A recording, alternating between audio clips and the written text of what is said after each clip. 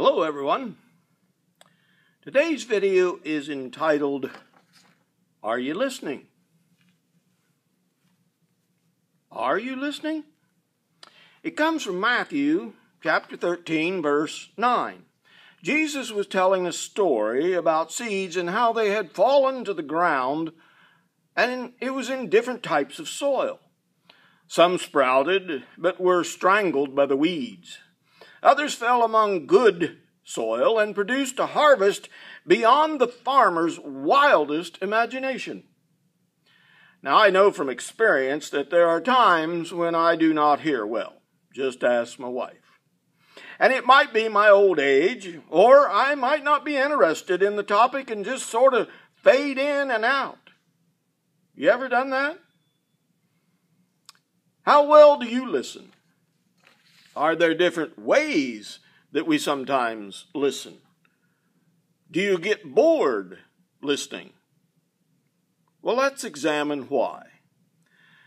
These questions might cause us to think, or possibly you have already turned me off and not even heard the last few things that I asked. Well, I think we need to teach ourselves how to be good listeners. Just as the farmer had prepared the soil to receive the seeds he planted, we often need to prepare our hearts to take the time to hear properly. We can do so by examining some scriptures regarding listening. Proverbs 19 verse 13 says, "If one gives an answer before he hears, it's folly and shame." Now, I know I'm guilty of this at times and need to take the time to listen to everyone. Sometimes it is a most important gift that you can give a person. How about James 1 verse 19? "My dear brothers and sisters, take note of this. Everyone should be quick to listen, slow to speak, and slow to become angry." Here we have three guides to help us in our harvest.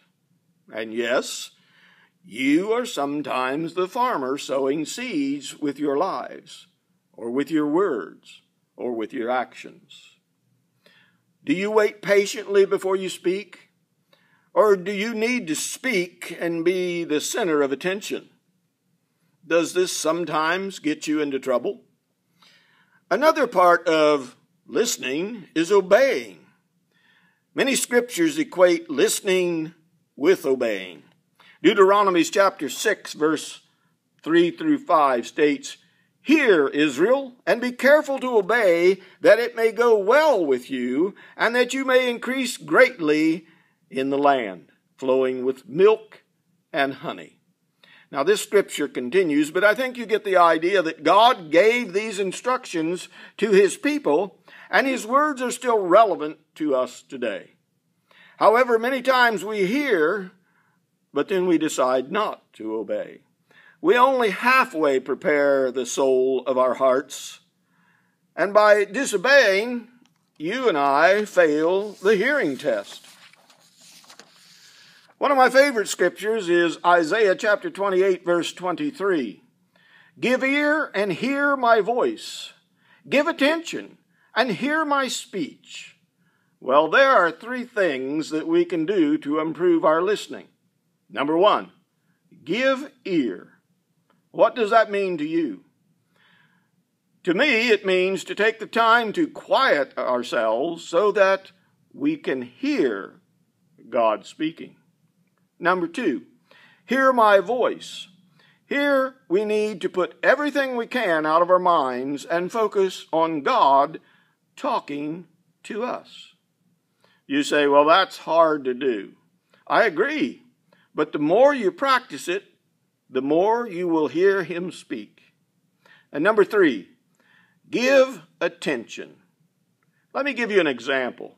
I had just finished my Bible study the other morning and was eating breakfast, and I felt God saying to me that I needed to make back-to-school backpack tags to give to children, teachers, and parents to remind them that God's people were praying for them as they go back to school. not an original idea from me. I first observed it from Jessica Holdren, our children's ministry leader. For an assignment this week, try to listen more carefully and obey what God tells you to do. Have a wonderful week.